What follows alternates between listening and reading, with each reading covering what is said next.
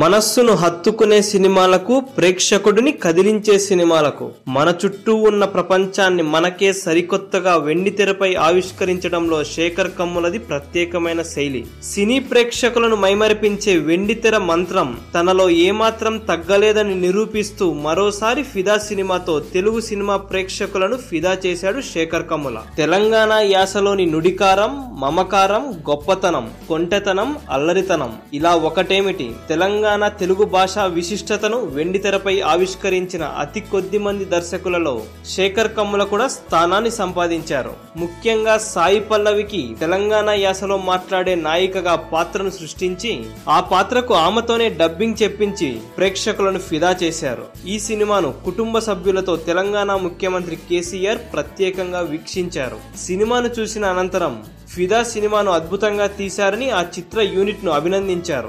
ఈ సినిమాలో నటించిన నటీనటులు అత్యద్భుతంగా నటించారని కొనియాడారు. ఈ చిత్ర దర్శకుడు శేఖర్ కమ్ముల, నిర్మాత దిల్ రాజులకు ప్రత్యేకంగా కృతజ్ఞతలు చెబుతూ వాళ్ళిద్దరిని కలవాలని అనుకుంటున్నట్లు చెప్పారు.